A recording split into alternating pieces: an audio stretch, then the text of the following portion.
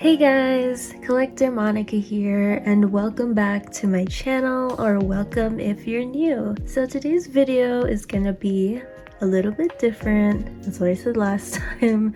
Today is gonna be a lot more chill, which could be a good or a bad thing. Sometimes, you know, we need a little variety in our life, so I thought I would do a really fun binder organization video. I really enjoy watching these videos. Some of my favorites to watch are from Cassie Collects and also Real Breaking Nate. I just love to see how people organize their Pokemon cards. I think it's pretty unique and exciting to look at, you know, the different creative ways people like to see their collection. I also need to do this organization myself, so I thought, you know, we can hit two birds with one stone with this video, where I can get my organizing done, but also share with you guys my organization of Pokemon cards. As you can probably tell, we will be doing a binder organization for Crown Zenith. So I have here with me the player's guide that I use in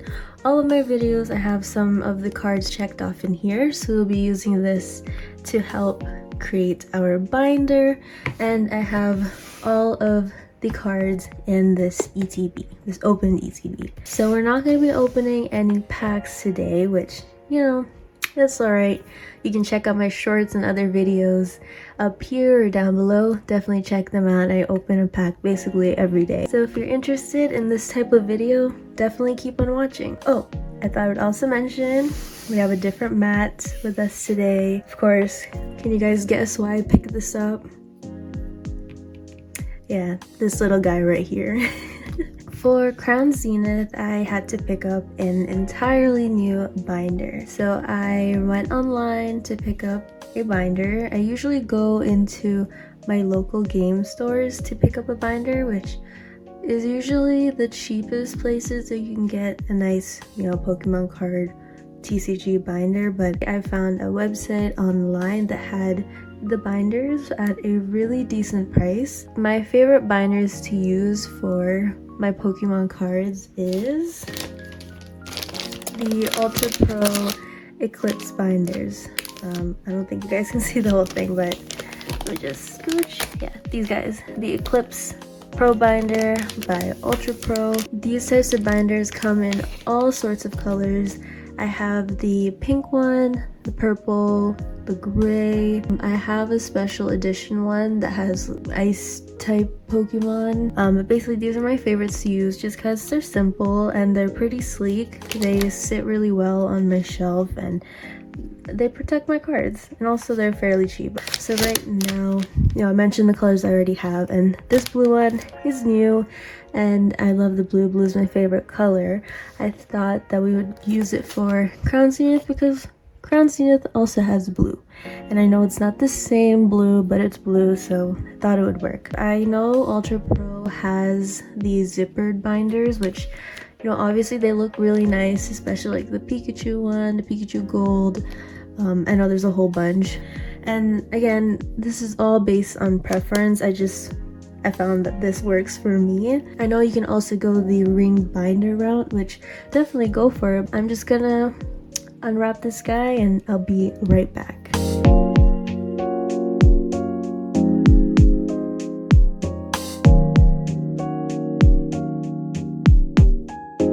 Okay, so we're gonna leave this open. The next step for me is I take my cards out and open this ETB in this case. Usually what I would do is I would usually have a binder ready while I'm opening packs, but since this time I didn't have the chance to buy a new binder right away, like I had to order online and wait a couple of days, I just set all of my Crown Zenith cards, like even the bulk, they're all in here, in this ETB, and it's pretty convenient, and I have a ton of these now because we have a lot of ETBs to open. For this part, what I like to do is I like to keep my player's guide with me and basically keep it open as we fill in our binder. This is the best way, in my opinion, to keep track and to reference which cards and what number they are, blah blah blah. Obviously there are different ways you can do this. It's just how I do it, but I just, you know, I guess do it the old school way where I have all of my cards checked off here, and I like it too because it is in numerical order, which is how I like to organize my cards. Alrighty, so let's open up our binder, and I guess we should get started. Hey guys, voiceover Monica here. So this is new for me and I hope I sound okay, but I thought instead of this video taking 30 minutes, which is how long it took for me to film this whole organization part, I thought I would fast forward it 4 times the actual speed and add my own voiceover on top, and I hope that's okay with you guys. So the way that I organize my Pokemon cards, like I mentioned earlier, I reference the Player's Guide visual set list because I like to organize them by numerical order. And so as you can see here in the beginning, I'm starting off with the grass type Pokemon because that's the way that Pokemon likes to organize their TCG cards. And I'm starting off with Oddish because on the bottom left corner of the card you'll see the number, so Oddish should be 1 out of however many cards there are in this set, and make my way down my binder. You probably noticed too that I left an empty spot there on the upper right corner, and that's because I didn't pull the Blossom card yet. And the Blossom is a rare card, so it's a little bit more difficult to pull, but if that happens, I leave a spot for it and move on to the next card and slip that card into the pocket. Another thing that I like to do to organize my Pokemon cards is to sleeve the ultra rares and hyper rares and above in a special sleeve. I personally like to use the Dragon Shield sleeves. The one that I'm using right here is the sky blue color, which honestly I was expecting it to be a little bit of a lighter blue, but it's fine, it's still blue. Also, Dragon Shield has a whole bunch of colors to choose from, as well as finishes. There's like orange, pinks, lavender, just anything for anyone, so I definitely recommend.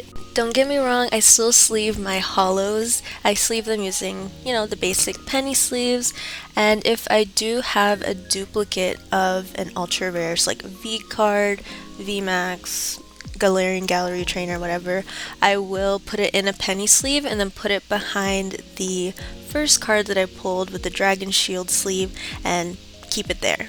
I actually like to do something similar with my reverse cards, in which I like to, slip them in with the original card. And basically, if I pull, for example, a common card or a holo card, and then I pull a reverse card, I like to put the reverse card either on top of the common card. If I do pull a holo card, I like to put the reverse underneath the holo card, if that makes sense. And I repeat the whole process until I'm finished going through the entire binder.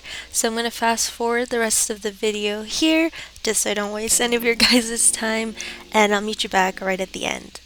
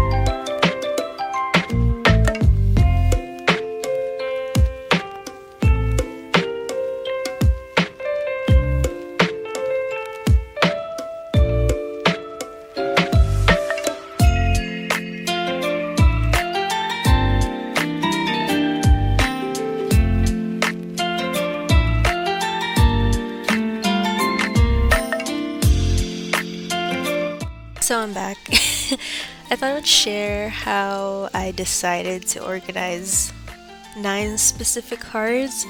I decided to keep one full page in my binder dedicated to that 9-piece card situation, just because I really want to show that those cards are meant to be, you know, together and displayed together, and I really didn't want to break it up. Just, I don't know, it would ruin me.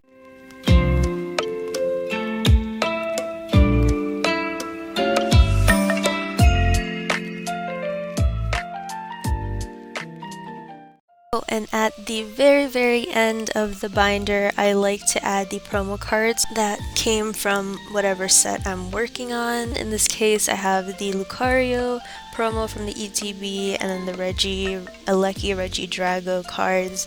I slip them in over there, and then eventually I'll add in the Pikachu, Zamazenta, Zacian, and all that jazz. Now that we're finished inserting all of the cards in our binder, here's a quick little flip through of how it looks like as of February 15, 2023.